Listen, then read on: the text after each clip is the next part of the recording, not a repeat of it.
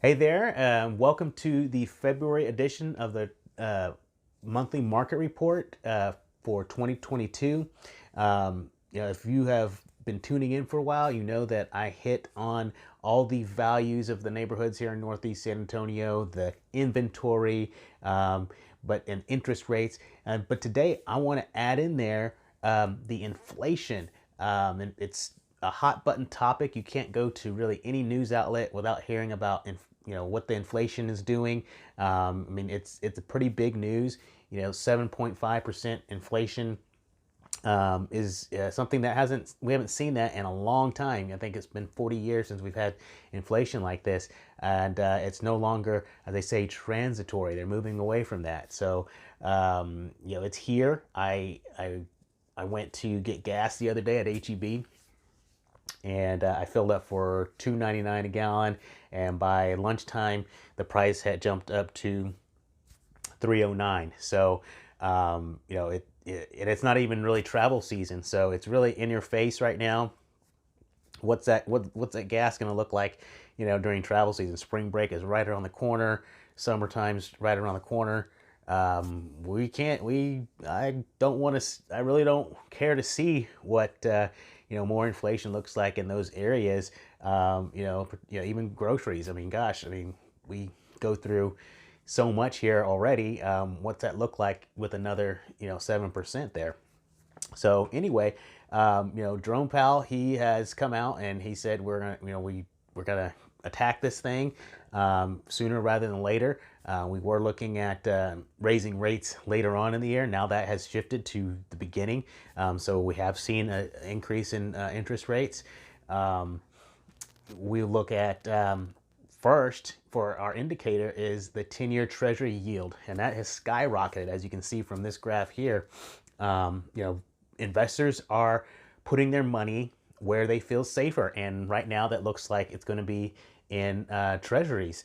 They're taking their money out of the stock market, they're putting it in other places so that they can get a safe return on their money. And because of that, the supply demand thing, that's why that rate has shot up. But what is the relationship between the 10-year notes and mortgage rates?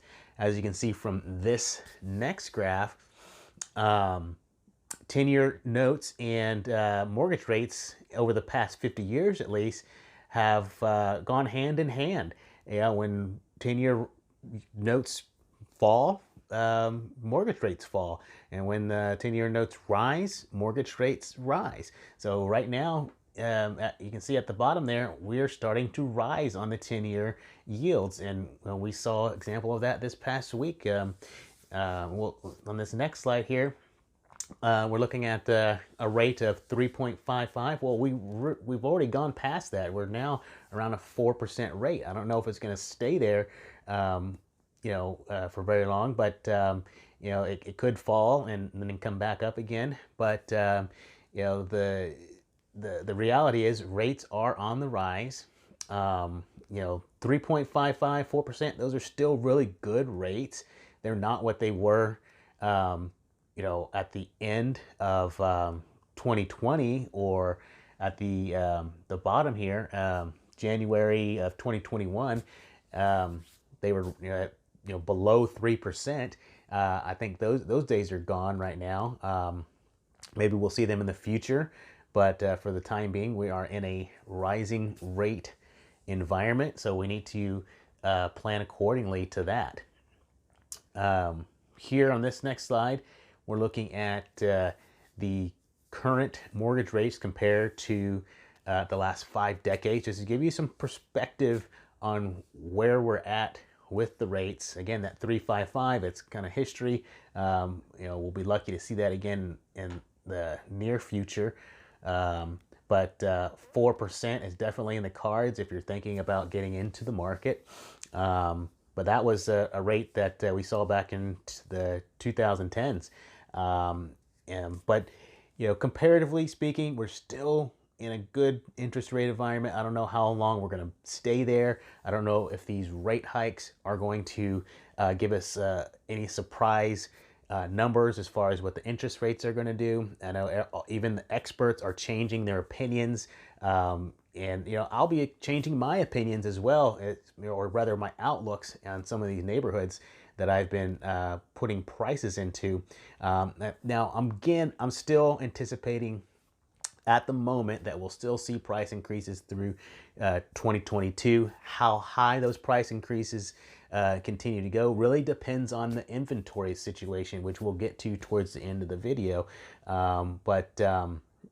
This is just one ingredient to think about in the housing market and rates and what that looks like. So for buyers, if you are on the margin there, if you're already at your max, as far as what you can afford, and 4% is it, you can't go any higher.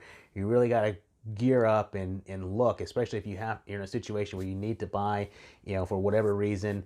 You don't want to be looking back and wishing that you jumped on something at 4% when the rates get any higher, if they do in the near future. So think about that. If you're sellers, it's really not it's not good news for a seller, really, because now you're looking at losing some competition for your house, because some buyers are already maxed out at 3.55 or 4%, and if it goes any higher, that's one less offer you're going to see on the house. So consider your position and your plans. What fits. Don't sell just because someone online telling you to sell. If you need to sell, then yes, sell. But make your decision that best meets the needs of your household. Again, back to the buyer side, it's almost, in one case, it's bad news. In another case, it is good news, because some of your competition is going to get dropped out, because now they can't afford to compete against you, because maybe you saved up quite a bit, or your credit score allows for a higher payment. So a 4% rate, on one hand, may not be a bad thing for you, because now you can make a more competitive offer to benefit you. So not all bad news with higher interest rates. Some of it is good, but the rest of it, could be bad depending on your situation. So now into the San Antonio housing market update, and particular January average days on market dropped again from last year. So the average days on market dropped to 38 days on the market. That's a 33% decrease in the number of days. Pretty good, especially if you're a seller, you're not on the market for too long. Although I have seen some homes that are kind of lingering on the market. They're at 100 days. Just for giggles, I ran a search for homes that were on the market for 100 days or more.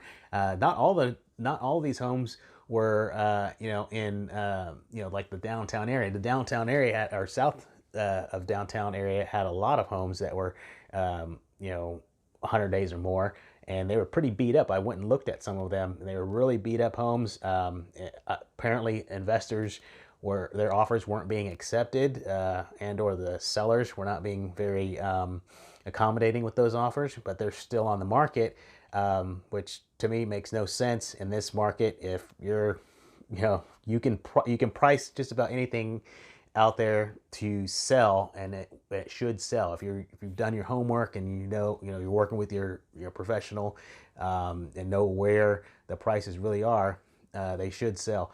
But even up here in Northeast, I've seen a few homes that are on the market lingering. So keep that in mind, that you want to make sure you get the house priced accordingly.